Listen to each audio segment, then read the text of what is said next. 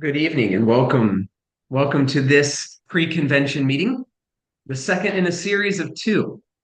So, your final opportunity to be live in a Zoom meeting talking about Diocesan Convention. We're really excited about Diocesan Convention 2025, and we'll talk a little bit with you about that. We're going to have a good evening. We're going to practice some voting. We're going to learn about our resolutions. And you will be at the end of this meeting ready to go to convention. To begin tonight, I'd like to start with a prayer. Let us pray. Calm me, O Lord, as you stilled the storm. Still me, O Lord, keep me from harm. Let all the tumult within me cease. Enfold me, Lord, in your peace. Amen. Diocesan Convention 2025. I know those of you who are on tonight cannot wait. You're like, why has October 9th not already come? And so we appreciate that enthusiasm. That's probably why you're here tonight, because you're just so excited that you need a taste. And so thank you. Thank you for being here. Thank you for participating. Thank you for working with us to support our common ministry as a diocese. This year, we're doing some exciting new things for convention. One of those exciting new things is we are having convention at Christ the King. Christ the King, it is our camp and retreat center. It's the first time that we are having our Dawson convention there. It's an opportunity for us to invest in us, invest in our camp and retreat center. It's an opportunity to have our family reunion at home. And so we're so excited to get that opportunity. I think if you've never been before, your opportunity to go to Christ the King, look out on a fall morning and see the beautiful changing leaves on the rolling hills is going to really take your breath away. We're also this year having our Dawson Convention in the fall, which is something we haven't done in a while in the diocese. And what's exciting about that is it's really given us the opportunity to have all the information that we need to prepare the best possible budgets and financials for you. So our group has been spending months and months looking at our budget and our finances so we can prepare those and be as accurate as possible in our budgeting for 2026. I think you're going to enjoy that. We're also joining with Beaver Cross's fall camp retreat, and so it's going to be a buzz at Christ the King. There's going to be young people running around with all of us adults, all in some way participating in the work of the gospel. I'm also excited to tell you about our special guest this year, which is the Reverend Canon Scott Gunn. Scott Gunn is the executive director of Forward Movement. You might be familiar with Forward Movement, maybe from the Forward Day by Day booklets. You can find those in a lot of Episcopal Church narthex. You might be familiar with the Daily Office app. Maybe you have that on your phone. Maybe that's how you pray morning prayer each day. You might be familiar with some of Scott's writing as an author. You might be familiar with Lent Madness, which Scott Gunn helped found and is put out by Forward Movement, a way to journey through Lent with the saints. Their work is about equipping disciples and empowering evangelism in this church, and we are going to have that experience at Diocesan Convention. Our theme this year is Tender Hearts, Firm Foundation, and it's based off of a passage from Ephesians chapter 3, which reads, I pray that according to the riches of his glory, he may grant that you may be strengthened in your inner being with the power through the Spirit, and that Christ may dwell in your hearts through faith, as you are being rooted and grounded in love. So we think about our call as Christians, which proceeds from our own baptismal promises, and we think about what our baptismal covenant is, and it's those essentials of our faith in belief and practice. And that's going to be the focus of our diocesan convention this year. It's going to be a great opportunity to be together. It's going to be a great opportunity to continue to grow in our faith as Christians. Tonight, we're going to learn more about our diocesan convention. And to start that, Father Scott, the Secretary of Convention, Secretary of the Diocese, is going to tell us a little bit more about what we are going to do tonight in this pre-convention meeting. Father Scott? Thank you, Bishop. It's a pleasure to be with you all this evening. I have three tasks tonight. The first is to give you some information that will be helpful for this meeting. Then we'll talk about who are the voting members of convention. And then finally, we'll do some practice voting with the new web-based voting system that we will be using at convention.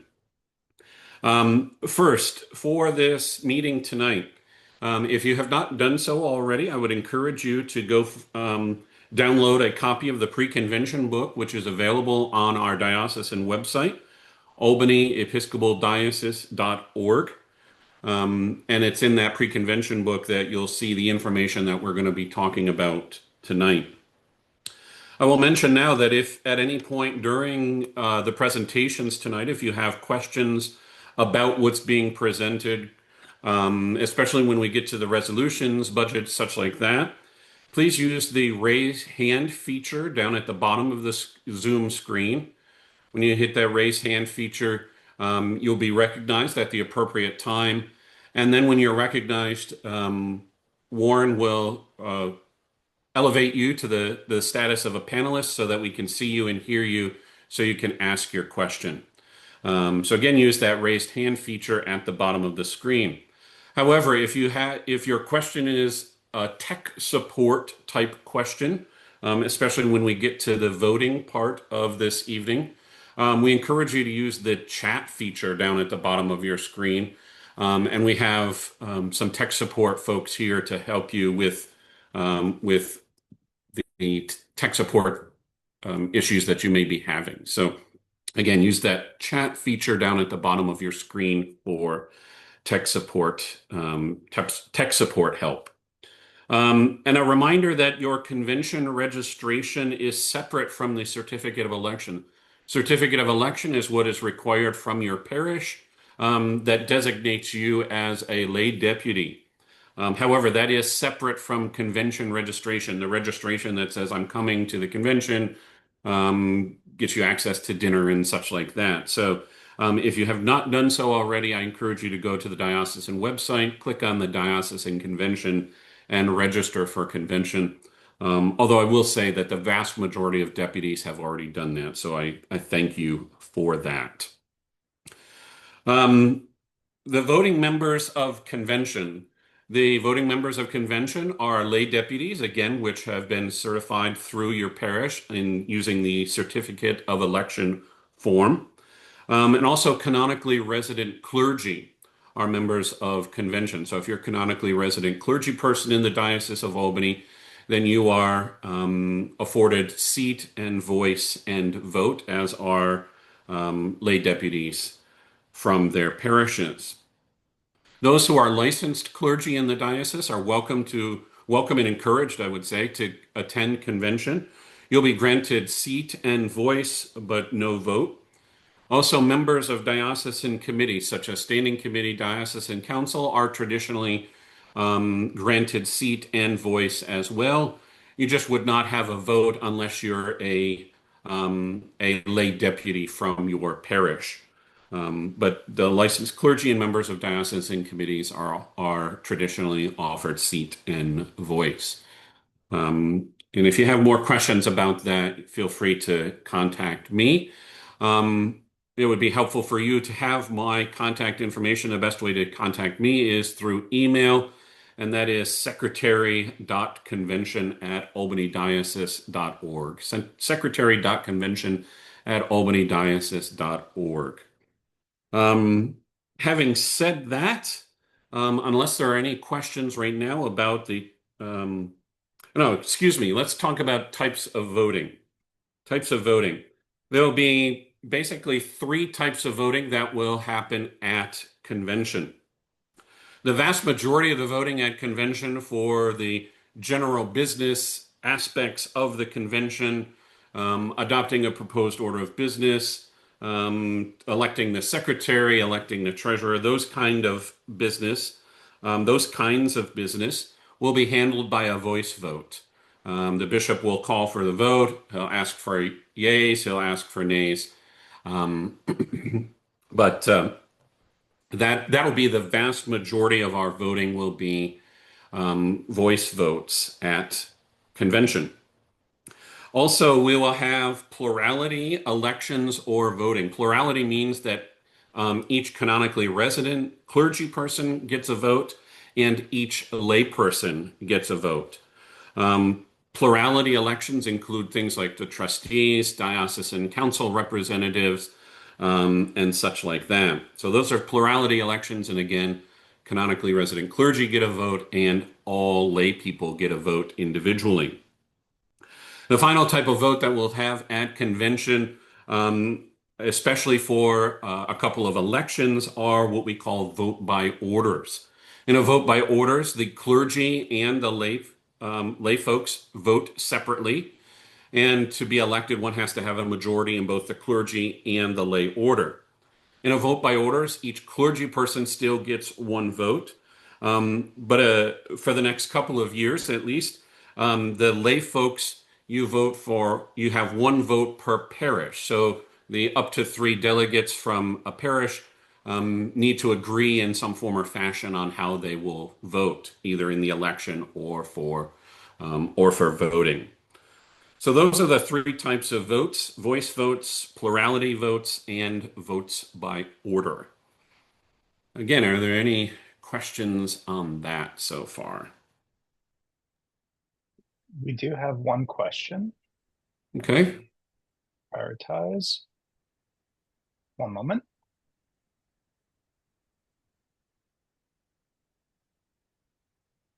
Welcome, Annette. You will need to unmute for us to be able to hear you.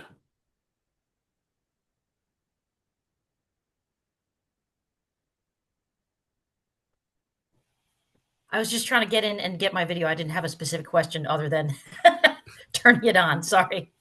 All right. Well, thank you.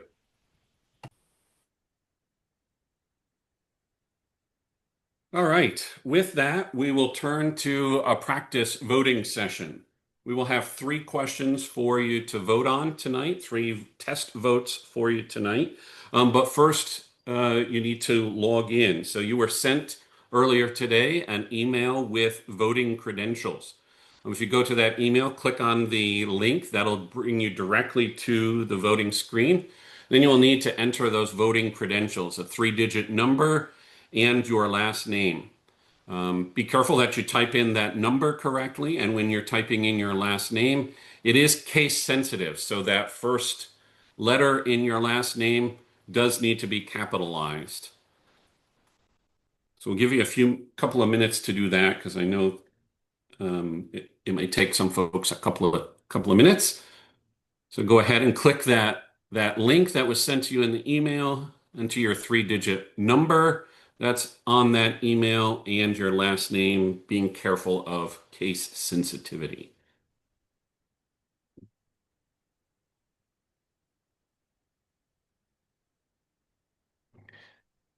And then there's a submit button.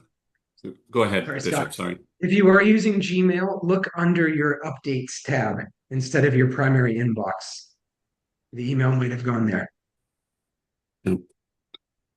Also, if you're missing the email, check your spam folder or junk mail folder. Sometimes things go there as well.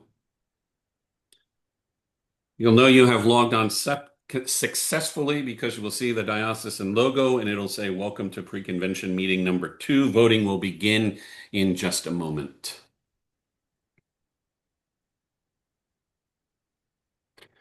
Let me introduce to you Mr. Rob Drum. Rob is going to serve as the head teller for our convention. He's the one running our voting software tonight and will be running the software for convention. He will be assisted at convention by Mother Laura Miller. And I will just offer a reminder that as this is a practice session for you, this is our second time doing this as well. It went very well last night, so I expect no issues whatsoever. But I do appreciate your patience as we work our way through this. And having done that, I will actually, Rob can't tell me if people are logged on, I don't think. No. We'll give you just a few more seconds to try and get logged on, and then I will have Rob start the first question. And I will tell you about the questions that will be coming up. The first question will be a simple yes/no question. And it simulates the type of voting that you would do if we were voting on a resolution, let's say a resolution. It would be a simple yes/no vote. So that will be the first one. The second one will be a choice of between four, and you'll choose one, sort of like an election. And then the final question will be selecting three from a possibility of 8 or 10, and that will function as a vote by orders. So we'll, in essence, get to experience all the types of voting tonight.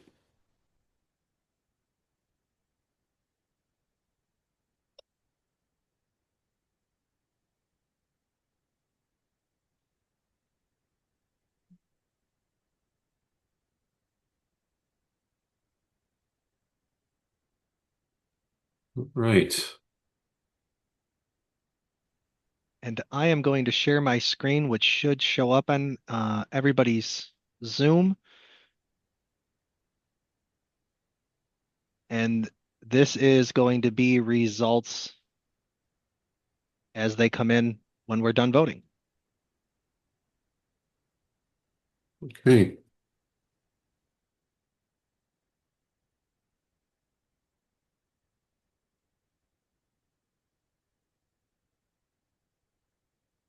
All right.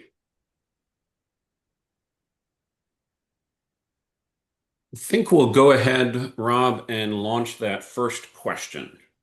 If you're still trying to log in, please continue to try to work through that. Send a chat here if you need some help. But we'll go ahead, and we have launched that first question. The first question is, are you having a good day today? Again, the responses are yes or no. Simply click the response you want to make, and then click the submit button at the bottom of the screen. And I will say now, so that everyone is aware, until you hit the submit button, you can change your vote as many times as you want. But be careful, because once you hit the submit button, it can't be changed. It's locked in from that point on.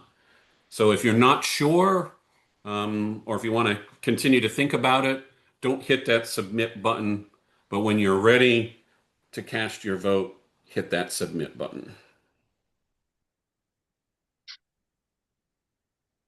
Doing pretty well with our voting so far.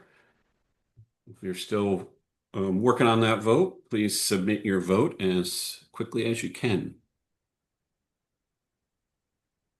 Well, we're giving a few seconds for the last few votes to hopefully come in. A question came up that I thought it might be helpful for everyone to hear the answer to. It asked about charging phones or tablets and such at convention. Obviously, we're going to encourage you to make sure you come to the voting sessions on Saturday morning with a fully charged phone or tablet. But we will have some charging stations set up throughout the voting area in the chapel at convention. So that will be available during the session. All right, we've definitely slowed down in our voting, so I'll give you another 30 seconds or so, and then we'll close the vote and see the results. All right.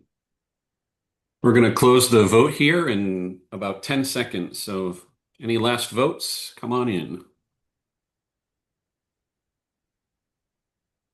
All right, you see the results from our first question today. I hope for the person who didn't have a good day today that maybe your day is improving with this exciting pre-convention meeting this evening. But thank you for that vote.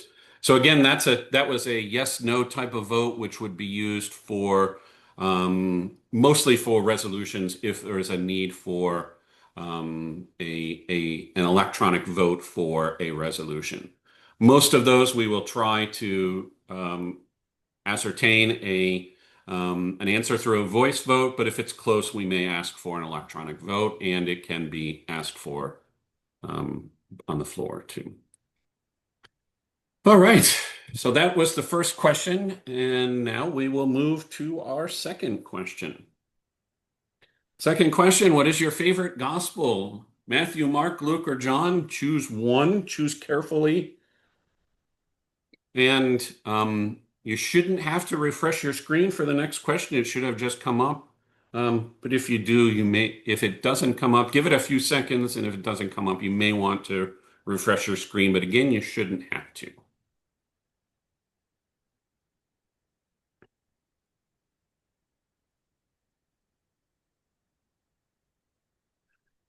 A good question just came up in the chat, which it feels like others might want to know. And the question was, will you need access to your email at convention?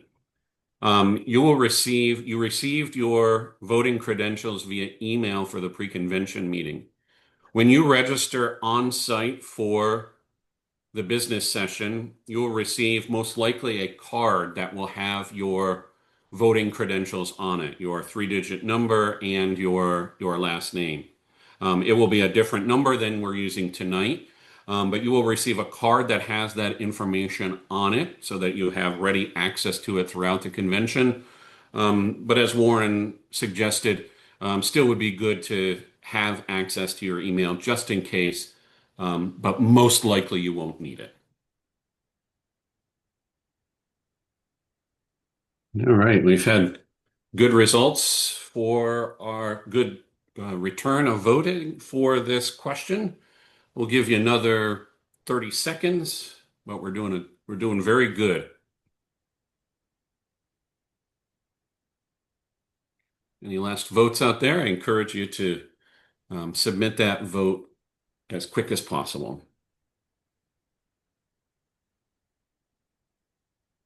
All right, the vote's going to be closing here, so stay tuned for results. All right, not a majority, but a clear leader in St. John's Gospel. People like St. John's Gospel. Although I will say tonight, all the other Gospels got solid support. That's a little different from last night. St. John was far and away the favorite last night. All right, so that was choosing one of 4. The next question, you'll be choosing 3, I believe. And again, this will function as a vote by orders. As that's coming up, let me say something about vote by orders tonight versus vote by orders at convention. Tonight, every registered lay deputy has access to vote in this vote by orders. However, at convention, as we talked about earlier, each parish will have 1 vote. So while everyone can vote tonight, every lay deputy can vote tonight. In fact, every person that registered for this pre-convention meeting can vote tonight. Only those who are deputies will be able to vote for vote by orders, and in fact, only 1 per parish. I'll say more about that in a few minutes after you've voted.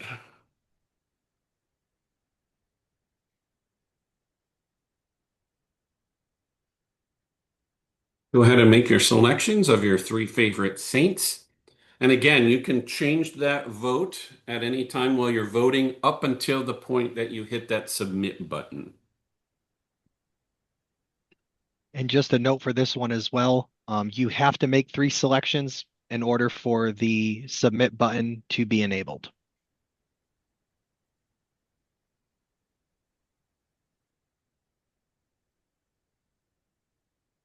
All right, I encourage you to submit that vote.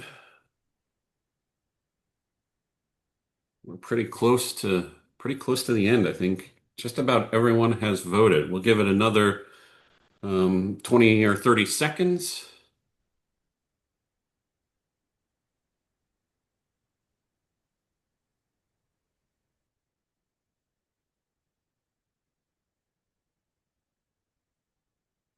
All right, that vote is going to be closing. So right about now.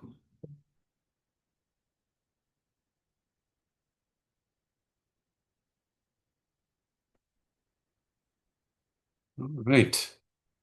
So you see from the results here, again, in a vote by orders, it has to have majority in both the clergy and the lay side. If this were a real election, St. Mary and St. Francis of Assisi would have been elected. St. Patrick had sufficient support in the clergy, but not quite in the lay side. And again, this vote is similar to the other votes, where much more dis dispersed among the voting. And I will also add that each of our three votes had more people participating in the voting, which I find encouraging. So people, I think, were getting used to it. A couple of things to point out from our voting session tonight. First, if you had any trouble, at the day of convention, there will be live tech support in the business session. So there will be people that you can go to for tech support, especially if you have what seems like a serious issue. The other thing I would suggest is that some of your best tech support will probably be your neighbors, other folks who are around you that are successfully voting and successfully logged on and such like that. They will probably be able to help you out as well. But there will be specific tech support live in person on the day of convention to help you out there. I mentioned that a vote by orders will be different than at convention than it is tonight. As I've said a few times now, in the lay side of a vote by orders, each parish receives one vote, can have one vote. In order for us to be able to do that, what we're going to be asking is for each delegation, parish delegation, to designate a delegation chair. So in other words, you as the delegates from your parish get to choose who the one person is from your delegation who will cast the vote by orders vote on behalf of all of you. So start thinking about that now, and you'll be receiving an email asking you to designate that chairperson for the vote by orders. But don't panic if you haven't done that. You will be able to do that when you register for the business meeting on site at Christ the King on the Friday of convention. But please be looking out for that email, because the more chairs we can designate before convention, the easier it'll be for Rob. So Rob is shaking his head vigorously right now. So I thank you for your time in working through this voting session. And thank you for your patience. If you had any serious issues that you'd like to bring to our attention, you can use that same secretary.convention@albanydiocese.org email to let us know, and be as specific as you can. Let us know if you seem to have a particular problem at a specific point in the voting, if it's logging on or casting your vote, or just try to be as specific as possible if you feel you need to email us to let us know. Again, I thank you for your time tonight, and we'll look forward to seeing you at convention. And with that, I will turn it back over to Bishop Jeremiah. Thank you, Scott. So at this point, we're going to talk a little bit about the elected offices that upon which we will be voting. So you've had the opportunity to practice voting, and these are some of the offices for which you will vote. You can find this information in the pre-convention booklet, which you can find at our diocesan website. The descriptions of the positions can be found beginning on page 4. The nominees who had submitted their nomination forms as of August 21st are listed in the book. We have some who have submitted their nomination forms since the publication of our pre-convention book. I will tell you the folks who are currently on the ballot. You can still make nominations, although at this point we've passed the deadline for inclusion in the convention booklet. And so the folks who have submitted their nominations before September 19th, though they might not be in the pre-convention book if they were after that August 21st date, they will be in your booklet that you will receive, the paper booklet, when you arrive at convention. And so this year we'll be voting for members of the Great Cathedral Chapter. We'll be voting for one priest and one layperson for a 3-year term. And we will be voting for one priest and one layperson who will fill two-year unexpired terms. And the folks in the Great Cathedral Chapter is the diocesan participation in the governance of the cathedral. And so the cathedral is the church of the diocese. And so they have their small chapter, which is something like the vestry, but they also have the great chapter, which includes members of the diocese at large. We'll also be electing one clergy person to serve on the diocesan council. This will be the convention representative to diocesan council. They will be filling a 2-year term. They will serve on the diocesan council with those members who are elected or appointed through our deanery system. And so this will be, this year we have one clergy position open. You will not find this in the pre-convention book, but Father Tom Higman is the nominee for convention clergy rep to the diocesan council. The trustees of the diocese are looking to fill 2 offices, each for a 4-year term. The offices on the trustees do not make a distinction of order, so they can be a priest, a deacon, or a layperson. We have one nominee listed in the pre-convention booklet, and that is Father Scott Evans. Father Jack Rittenauer has also been nominated, and so we currently have 2 nominees for the 2 positions on the trustees. The Diocesan Disciplinary Board has more openings than the ones we've discussed previously. So there are 2 clerical and 1 lay offices open for 3-year terms. There is also 1 clerical and 1 lay office, each open each for a 1-year unexpired term. The terms of the disciplinary board start on the 1st of January. Most of our offices start at convention. The disciplinary board is unique in that. Mother Kathy Coons is in the pre-convention booklet. We have also received nominations for Mother Carla Banach. We have Father Bill Lytle, Father Marshall Vang, and a layperson, Rachel Tremblay. And we still have one lay position for which we do not have a nominee. So if you are feeling called to serve on the disciplinary board of the diocese, it's one of those boards we hope doesn't do much, because it does come together when there are significant clergy discipline issues. That's what the service is for. It's very important. It's one that we hope not to use, but we do need one more layperson who feels called to serve in that way.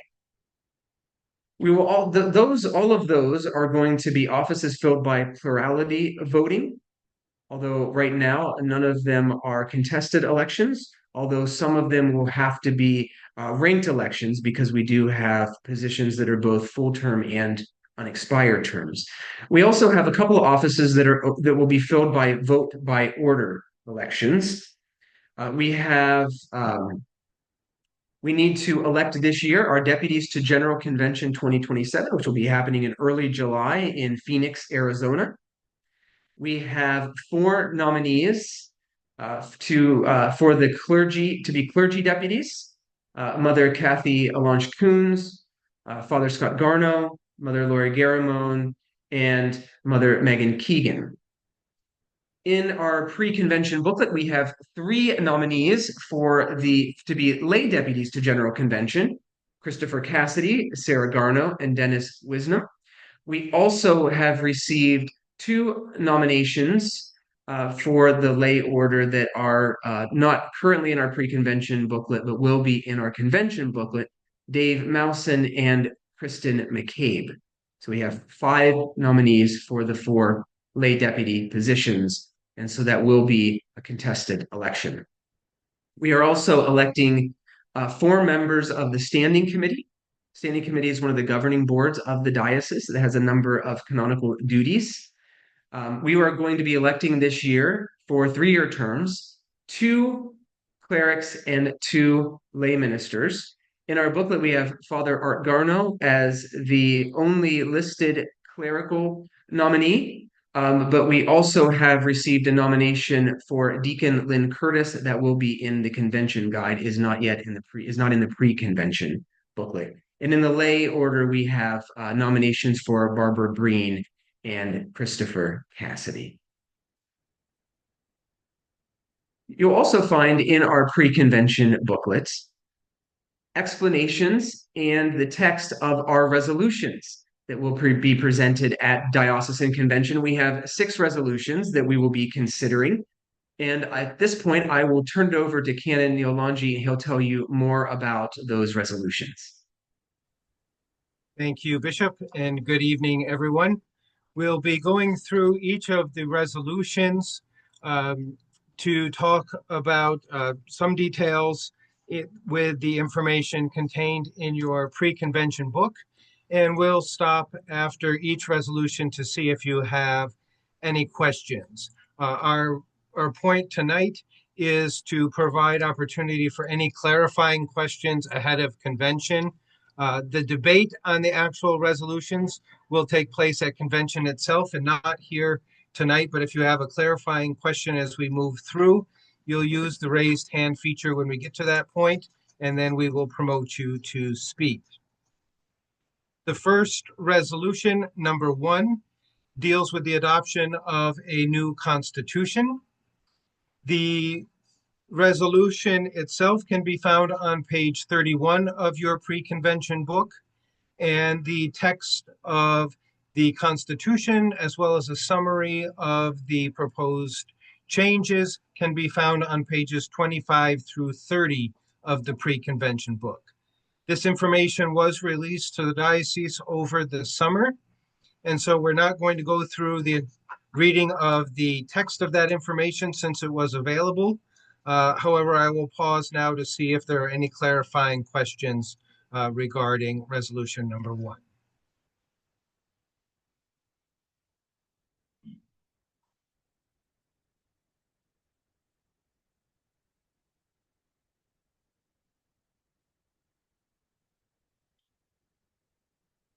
I don't see any raised hands. So we will take a look at resolution number 2, which can also be found on page 31 of the pre-convention book. And the text of the salary and benefits report and the expected clergy compensation for 2026 can be found on page 11 of the pre-convention book. Just a couple of things to note in the report for you. The expected stipend for priests, the committee is recommending that vestries increase that stipend by at least 2.5% for 2026, and you will see the minimum cash stipend schedule on that page as well. In item number 2 of that report, you'll find information regarding housing and housing allowance, and this was always provided for in the covenants and the arrangements with the priests and the parishes. However, it was not in prior reports, so we have added that to hopefully make things easier for the clergy and the parishes. Number 3 of this report adds the expected compensation for deacons, which is also new, that began this year in July, which allows deacons access to certain programming offered by the church pension group. Any parish that has a deacon assigned that is eligible for that reimbursement and enrollment in the pension plan already knows about it. But if you would like to see that information, it can be found there. And number 7 of the report deals with requirements for health insurance, and prior expected compensation guidelines had stated that full family coverage was required no matter whether the cleric was part-time or full-time. And this report moves the guidance into line with the Episcopal Church, where health insurance would be mandated for all priests working 30 hours a week or more.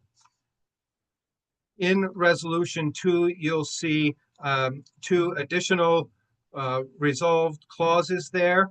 One is an expectation that if benefits that cleric currently has were to be reduced, that has to be done with a signed letter of agreement with the consent of the bishop.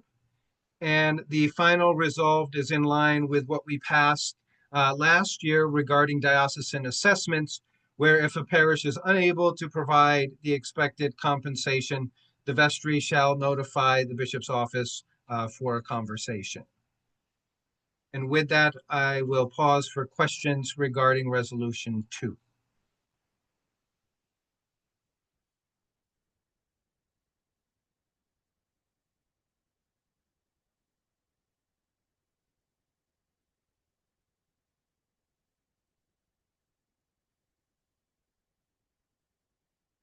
Being no raised hands, we will look at Resolution number 3.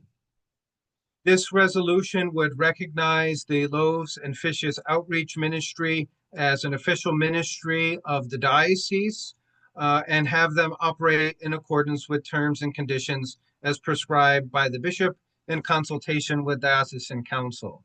The Loaves and Fishes Ministry has a great outreach, serving many meals every Saturday. Some of your parishes may be involved in assisting with that ministry. And in prior years, Loaves and Fishes has seen itself as a ministry of the diocese, but that was never clearly defined as to what that meant. And by recognizing them, that would specifically allow them to apply for grants, since they aren't a separate incorporated entity. With this resolution, they will fall under the tax ID number of the diocese to provide opportunities for access to funding by grants. And as you'll see when we look at the budget, opportunity for funding by the diocese if that budget was approved. Are there any questions regarding Resolution 3?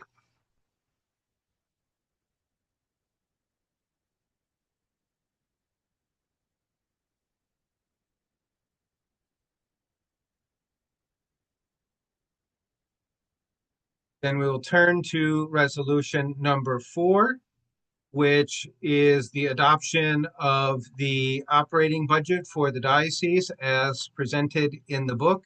This information has also been available since the summer for you to view. This budget and the budget for Christ the King underwent a rather lengthy and we hope more transparent budgeting process that began really at the start of the year with conversations with the bishop and myself and the treasurer of the diocese, that then presented some initial figures to the finance committee that had input into that as we then sent it to the diocesan council for their final approval for presentation to you. You'll notice in that resolution for the budget that it also calls for the elimination of the parish choice procedure effective January 1st, 2026. And some of you may remember that that procedure came into effect several years ago and was a process by which parishes could designate a portion of the money that should go to the Episcopal Church to remain in the diocese. And over the last several years, we have committed ourselves to paying our full assessment to the Episcopal Church. And so that procedure would no longer be necessary. As we look at the budget, with a couple of things that I'll point out to you in just a minute, you'll see that we're aware that one of the concerns in the elimination of that procedure would be that those institutions and programs that were receiving those funds would then have less money. And so in order to rectify that, we've provided for additional funding for those who were receiving parish choice by using the 3-year average allocation. And I'll point some of those out to you. As we look at the income side of the budget, in your packet, you'll see there is a column that has notes all the way to the right of the numbers.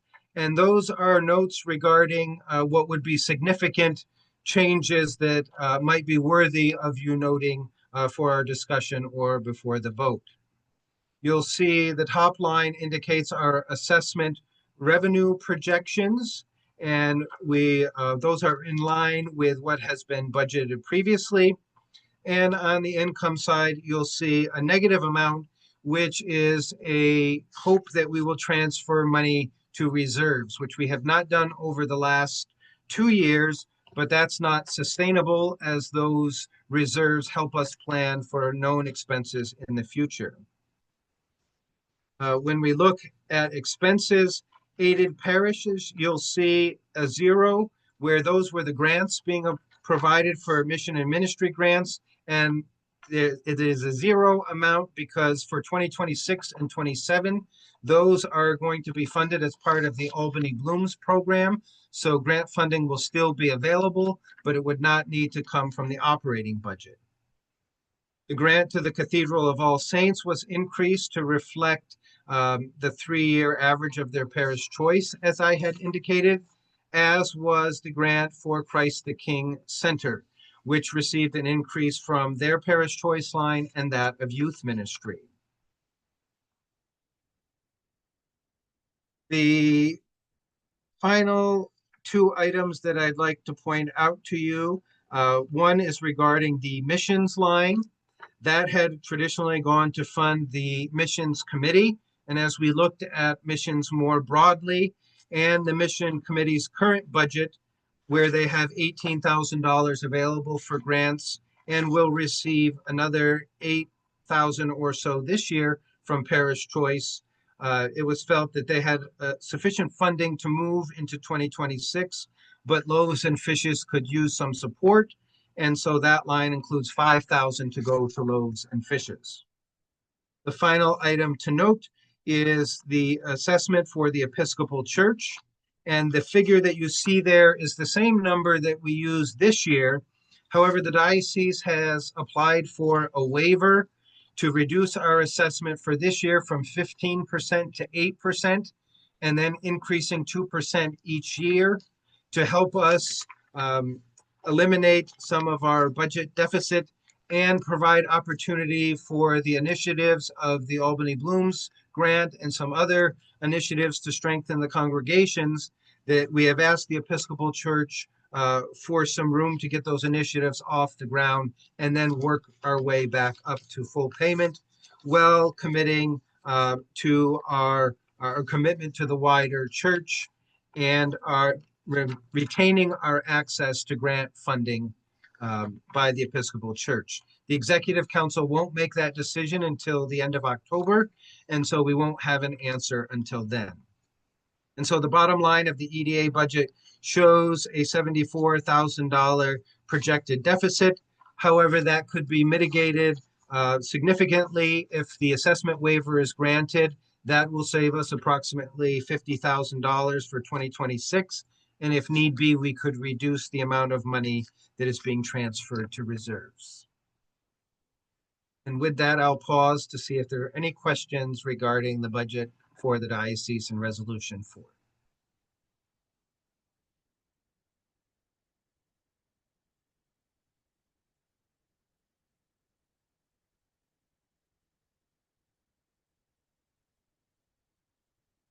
Turning then to Resolution 5. This is the first time that the budget for Christ the King Center has come before convention. And what you will see in the pre-convention book is a budget that has gone through the same extensive process as that of the budget for the diocese. And these figures have been available since the summertime as well. Ken and Megan is with us on this call also, and we'll pause to see if there are any questions regarding Resolution 5 and the budget for Christ the King Center.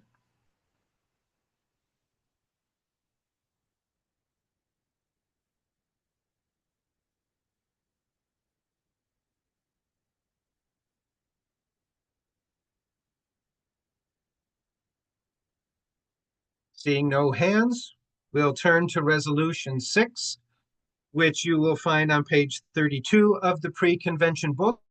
You will see that this resolution has been moved and seconded by two priests of the diocese, calling the diocese and the parishes to consider its role regarding immigration and how we might provide some care, support, and advocacy for those in need. Well, we're not the ones who wrote the resolution. We'll do our best to answer any questions for you that you might have regarding proposed resolution number 6.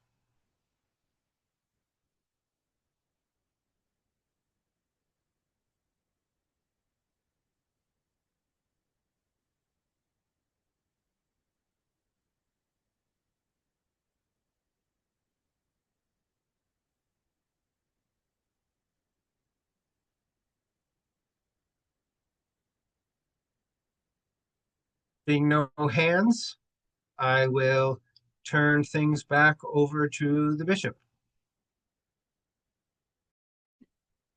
Thank you, Canon Neil. Excellent job helping us navigate the 6 resolutions that will come before us at Diocesan Convention. And thanks all of you who participated tonight, who were here and show interest in the common ministries of the diocese. That is a gift to us. It's a gift that you give to each other as members of the Episcopal Diocese of Albany. And we're so grateful for the time that you spent tonight and for the preparation that you are making for our time together at Christ the King, October 9th through the 11th. As we end tonight, we will end with a prayer. Let us pray. I will lie down this night with God, and God will lie down with me. I will lie down this night with Christ, and Christ will lie down with me. I will lie down this night with the Spirit, and the Spirit will lie down with me. O God and Christ and the Spirit, be lying down with me. Amen. Thank you all. Have a great evening. We look forward to seeing you at Diocesan Convention, if not before. God bless you.